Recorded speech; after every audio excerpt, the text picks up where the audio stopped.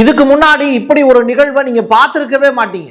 சுவாரஸ்யமான காட்சிகள் இதுல அடங்கி இருக்கு. காரணம் என்னன்னா, அமெரிக்காவினுடைய F-16 விமானத்தை ரஷ்யா எப்படி தூள் தூளா சிதைச்சிருக்குங்கிறத தான் பார்க்க போறோம். கோகே இது எல்லாரும் பயன்படுத்திக்கிட்டு இருப்பீங்க.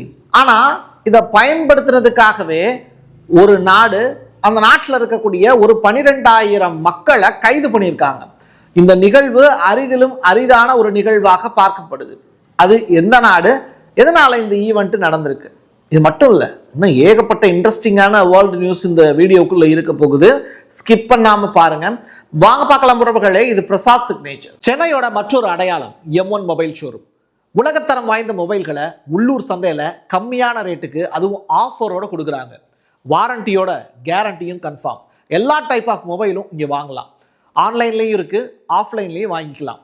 தொடர்புக்கு 7305258665 இந்த நம்பருக்கு கான்டாக்ட் பண்ணுங்க. உங்களுடைய தொழில் சம்பந்தமான விளம்பரங்களை நமது சேனலில் ஒளிபரப்ப உங்களுக்கான அருமையான வாய்ப்பு. ரஷ்யா நீங்க கேட்கவே வேணாம். இந்த காட்சிகள் எல்லாமே கடந்த 4 ஆண்டுகளா பிரசாத் சிக்னேச்சரை ஃபாலோ பண்ணக்கூடியவங்க பார்த்துக்கிட்டு தான் இருப்பீங்க. ஆனால் இது ஒரு புதுமையான விஷுவல். நம்ம ஊர்லேயே எப்படி பனி அதிகமான அளவில் படர்ந்திருக்கு, அதே மாதிரி ரஷ்யாவிலையும் பனி இப்படியே போர்த்தி இருக்கு, போர்வை மாதிரி. ஆனால் ஒரு பெரிய தாக்குதலை அமெரிக்கா மேலே நடத்தியிருக்காங்க ரஷ்யா. டைரக்ட் வாரா அப்படின்னு கேட்டால் இல்லை. உக்ரைனுக்குள்ளேயே கடல் வழியாகவும் தரை வழியாகவும் ஒரு பெரிய தாக்குதலை, அதுவும் அமெரிக்காவினுடைய ஆயுதங்களை குறிவைத்து ரஷ்யா நிகழ்த்தி இருக்கக்கூடிய அற்புதமான தாக்குதலை தான் இப்போ ரஷ்யா வெளியிட்டிருக்காங்க. ரஷ்யாவினுடைய RT news and Sputnik news இது எல்லாத்துலேயுமே ஒரு ஹெட்லைனா மாறி இருக்கக்கூடியது தான் இந்த செய்தி.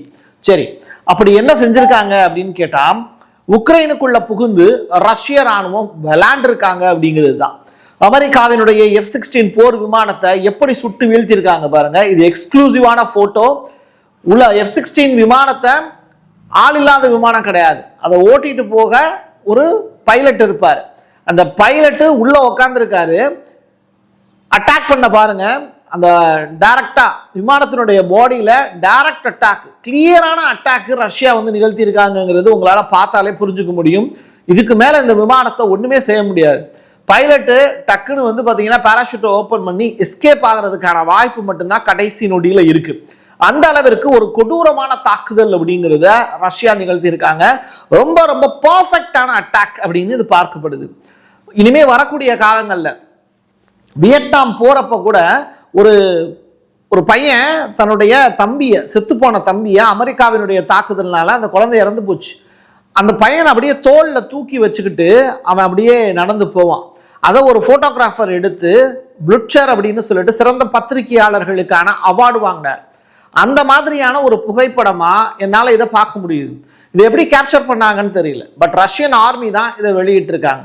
இது ஏஐயா அப்படின்னு செக் பண்ணேன். ஆனால் எல்லா நியூஸ் பேப்பர்லையுமே F-16 விமானம் தாக்கப்பட்டது அப்படிங்கிறது தொடர்பான செய்தியும் ரிலீஸ் ஆயிருக்கு.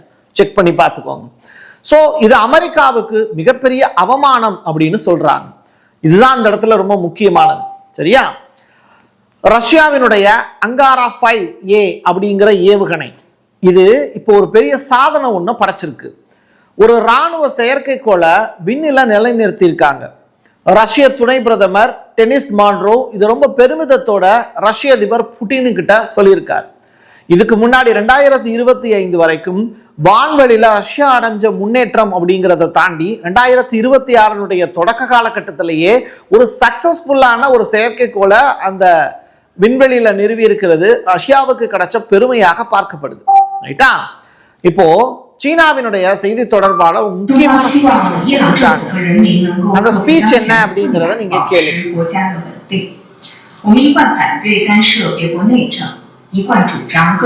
ஓகே, இப்போ சீனா சைட்ல இருந்து யாருக்கு ஆதரவாக பேசுறாங்க அப்படிங்கறத நான் சொல்றேன். சீனா ஈரானின் பக்கம் நிற்கிறது அப்படிங்கிறது தான் அந்த லேடி சொல்லியிருக்கக்கூடிய விஷயம். அதாவது நீங்கள் பயப்பட வேண்டாம் அப்படின்னு ஈரான் மக்களை பார்த்து சொல்றாங்க. நீங்க இல்லீகலா அமெரிக்கா அட்டாக் பண்ணுச்சு அப்படின்னா உங்களுக்கு துணையா நாங்க இருக்கோம், நீங்க பயப்படாதீங்க அப்படிங்கிற ஸ்டேட்மெண்ட்டை சொல்றாங்க. அது மட்டும் கிடையாது, சீனாவினுடைய ஒரு டீல் வந்து கப்பல் ரிலேட்டடான டீலு, போர்ட் ரிலேட்டடான டீலு இன்னமும் ஈரான் கிட்ட இருக்கு. அப்போ ஈரானுடைய கடற்படையையோ ஈரான் சம்பந்தமான ஏதாவது ஒரு தளங்களையோ அமெரிக்கா தாக்குனாங்கன்னா சீனா வாலண்டியரா உள்ளுக்குள்ள என்ட்ராகி போர் தொடுப்பதற்கான வாய்ப்பு இருக்கு. இப்படி ஒரு நிகழ்வை ட்ரம்ப் வந்து செய்வாரா அப்படின்னா அந்த அளவுக்கு ட்ரம்ப் முட்டாளா இருக்க மாட்டாருன்னு நம்பலாம். சரி, இந்த குரோக்கே இது கடந்த ஒரு வாரமாகவே பேசுபொருளாக இருக்கக்கூடிய விஷயம். ட்விட்டர் அப்படிங்கிறதையே யூகேல பேன் பண்ணிடலாமா அப்படின்னு யூகேவினுடைய நாடாளுமன்றம் டிஸ்கஸ்லாம் வச்சாங்க. காரணம் என்னன்னா, இந்த குரோக்கேல யூகேவினுடைய அரசியல்வாதிகள் சம்பந்தப்பட்ட ஒரு ஆபாச படம் ஒன்று அதுவா சித்தரிக்கப்பட்டு பெரிய அளவில் பேசுபொருளா மாறுச்சு.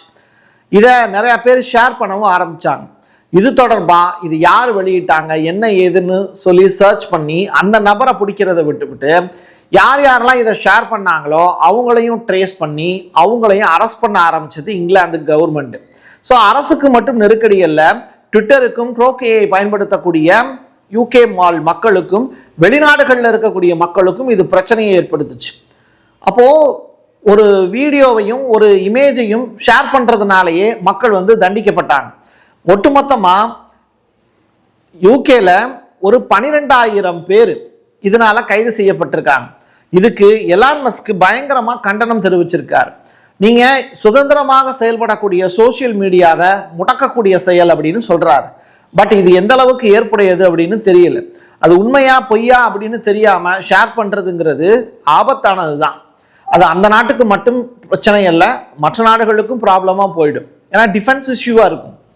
ரெண்டாவது, மார்க் ரூபியோவுக்கு கியூபாவை எழுதி கொடுக்க போறேன் அப்படின்னு இப்போ ட்ரம்ப் பேசி இருக்கக்கூடிய விஷயம் தான் பேசுபொருளா மாறி இருக்கு. அதாவது அவர் ஒரு இமேஜை வச்சிருக்காரு. அந்த இமேஜ் எப்படிப்பட்ட இமேஜா இருக்குன்னா, பின்னாடி கியூபா கொடி இருக்கு, முன்னாடி ட்ரம்ப் இருக்காரு, சிகரெட்டை பத்த வச்சிருக்கிற மாதிரியான ஒரு ஸ்டைல்ல போட்டிருக்காரு. அதாவது சேகுவேரா சிகரெட்டை பத்த வச்சு ஒரு போட்டோவுக்கு போஸ்ட் கொடுத்துருப்பார்ல, அது மாதிரியான ஒரு போட்டோவோட ட்ரம்ப்பை வந்து சித்தரிச்சு ஒரு இமேஜ். அதை ட்ரம்ப்பே வந்து எப்படி பதிவு செய்யறாருன்னா, Donald Trump sounds good to me அப்படிங்கிற பேர்ல அதை ரீட்வீட் பண்ணி அதை பதிவு செய்யறார். Mark Rubio will be president of Cuba அப்படிங்கிறது தான் அந்த ஸ்டேட்மெண்ட். அப்போ டொனால்டு ட்ரம்ப் என்ன பண்றாரு, ரூபியோவை நான் கியூபாவினுடைய பிரசிடென்டாக அமர்த்துவதற்கான வேலையில ஈடுபட போறேன் அப்படிங்கிறது தான் ட்ரம்ப் வந்து சொல்லக்கூடிய விஷயம். பாத்தீங்களா, இன்னொரு நாட்டுக்கு அதிபராக அமெரிக்காவில் இருக்கக்கூடிய வெளியுறவுத்துறை செயலரை எப்படி உட்கார வைக்க முடியும்? அப்போ இவங்களை பார்த்து ட்ரம்பினுடைய ட்விட்டால உலக நாடுகள் சிரிக்கிறாங்க. உலக நாட்டினுடைய தலைவர்கள் பைத்தியமாய்வன் அப்படின்னு. இன்னொரு புறம் அமெரிக்க நிறுவனங்களுக்கு இப்போ என்ன பண்ணிட்டாங்க, தடை விதிக்கிறாங்க. யாரு? யூரோப் கவர்மெண்ட் தடை விதிக்குது. முழுக்க முழுக்க எல்லா சாங்ஷனையும் கட் பண்ண போறோம் அப்படின்னு சொல்லிட்டாங்க. அதாவது ஏன்னா அவங்க ரஷ்யாவுக்கு உதவி பண்றாங்க, அதே நேரத்தில் கிரீன்லாண்டை கைப்பற்றுவதற்கு ட்ரை பண்றாங்க. ஏன்னா கிரீன்லாண்டு ஐரோப்பிய யூனியன்ல ஒன் ஆஃப் த மெம்பர், ரைட்டா? அப்போ அவங்க என்ன பண்றாங்க, டென்மார்க் நிர்வாகம் ஐரோப்பிய யூனியன்ல போய் சரண்டர் ஆகுறாங்க. இந்த மாதிரி வந்து அமெரிக்கா இப்படி பண்றது தப்பு இல்லையா, எங்களுடைய நாடு என்ன விலைக்குன்னு கேட்குறாங்க, இது எப்படி சரியா வரும் அப்படின்னு முறையிடுறாங்க. அப்போ பாதுகாப்பு ஒப்பந்தம் யூரோப் நாடுகளுக்குள்ள போடப்படுது. அப்போ பிரான்ஸ் உள்ள என்ட்ராகுது, இத்தாலி உள்ள என்ட்ராகுது, ஜெர்மனி உள்ள என்ட்ராகுது. இவங்க எல்லாம் சேர்ந்து பாதுகாப்பு கொடுக்குறவங்கிற நம்பிக்கையை கொடுக்குறாங்க. அது மட்டுமல்ல, யூரோப்பை சேர்ந்த மிக முக்கியமான தலைவர் ஊர்சுலா அவங்க சொல்றாங்க, அமெரிக்காவினுடைய வங்கிகளையும் நிதி பிரச்சனையை ஏற்படுத்துவோம், அது ஒண்ணுதான் அமெரிக்காவை முடக்கிறதுக்கான வழி.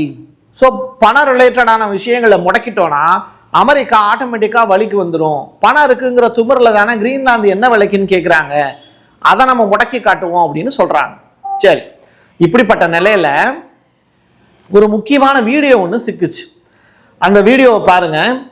ரொம்ப ஆக்ரோஷமாக பறந்து போகக்கூடிய ஒரு ஏவுகணை, சரியா?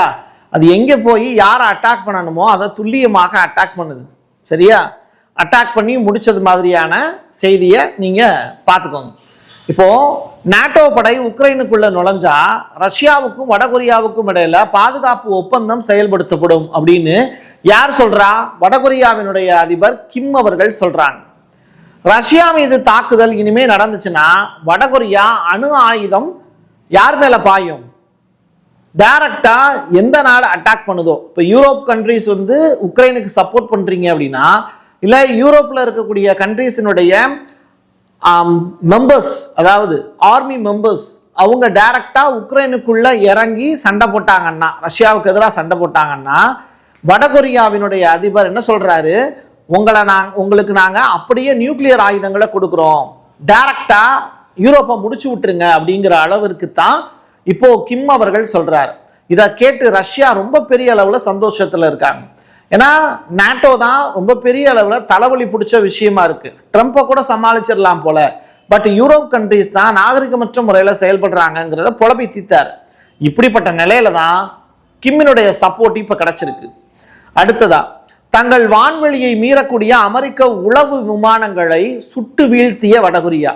நீங்க அமெரிக்காவினுடைய உளவு விமானங்கள் இருக்குல்ல, அதை டைரக்டா வடகொரியா அட்டாக் பண்ணியிருக்கு. ரஷ்யாவுக்காக இவ்வளவு பெரிய பகையை சம்பாதிச்சிருக்கு வடகொரியா. இது பேசு பொருளா மாறி இருக்கு.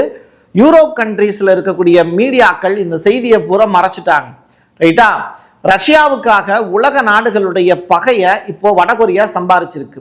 ஆனா வடகொரியாவுக்கு ஏதாவது ஒண்ணுன்னா ரஷ்யா கண்டிப்பாக துணை நிற்குங்கிற நம்பிக்கையில தான் கிம் இதை செஞ்சிருக்காரு.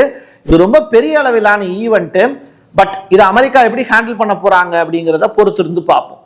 ஃபாக்ஸ் நியூஸ் வெளியிட்டு இருக்கக்கூடிய மிக முக்கியமான செய்தி, ஈரான்ல இதுவரைக்கும் ப்ராட்டஸ்ட் நடத்தினாங்கல்ல, 13 நாட்கள் நடந்துச்சுல்ல, அதுல கரண்டையும் கட் பண்ணாங்கல்ல, இப்போ கரண்டை கட் பண்ணி ஸ்டார்லிங் கொடுத்தாங்கல்ல நெட் கனெக்ஷன், அதையும் ஈரான் ஓவர்டேக் பண்ணாங்க. இப்போ கரண்ட் மறுபடியும் கொடுப்பதற்கான வேலையை ஈரானுடைய வெளியுறவுத்துறை செயலர் ஃபாரின் மினிஸ்ட்ரி சைடில் இருந்து அபாச்சராக்கி இயல்பு நிலை திரும்பி கொண்டிருக்கிறதுங்கிற ஸ்டேட்மெண்ட்டை சொல்லியிருக்காரு. ஒன்று ஆறுதல். ஆனா ஃபாக்ஸ் நியூஸ் வெளியிட்டு இருக்கக்கூடிய ரிப்போர்ட் தான் இங்க பிரச்சனையா மாறி இருக்கு. 544 பேர் இதுவரைக்கும் ஈரான்ல கொலை செய்யப்பட்டிருக்காங்க. 10,600 பேரை கைது பண்ணியிருக்காங்க. ஈரான்ல அமைதி திரும்புவதாக ஈரான் வெளியுறவுத்துறை அறிவித்தாலும் ட்ரம்ப் போர் தொடுப்பாரா இந்த நிகழ்வை வைத்து அப்படின்னு எரியிற கோழியில எண்ணெயை ஊத்துற மாதிரியான சம்பவத்தை செஞ்சிருக்காங்க ஃபாக்ஸ் நியூஸ். இதை பார்த்துட்டு ட்ரம்ப் போர்ல ஈடுபட்டாருன்னா இஸ்ரேலை வச்சு ஈரானை அடிக்க வைப்பாங்க. 2 பேருக்கு இடையில போர் நடந்துகிட்டு இருக்கும்போது அமெரிக்கா டைரக்டா உள்ள என்ட்ராவதற்கான வாய்ப்பு இருக்கா? இது கேள்விக்குறியாகவே இருக்கு. இது ஆச்சரியக்குறியா மாறுச்சு அப்படின்னா 3வது உலக போரை நடப்பதற்கான வாய்ப்பு இருக்கு. என் கையெழுத்து என் மக்களுக்கானது உறவுகளே. மீண்டும் ஒரு பதிவில் சந்திக்கலாம். நன்றி, வணக்கம். சென்னையோட மற்றொரு அடையாளம் M1 மொபைல் ஷோரூம். உலகத்தரம் வாய்ந்த மொபைல்களை உள்ளூர் சந்தையில கம்மியான ரேட்டுக்கு, அதுவும் ஆஃபரோட கொடுக்குறாங்க. வாரண்டியோட கேரண்டியும் கன்ஃபார்ம். எல்லா டைப் ஆஃப் மொபைலும் இங்கே வாங்கலாம். ஆன்லைன்லேயும் இருக்கு, ஆஃப்லைன்லேயும் வாங்கிக்கலாம்.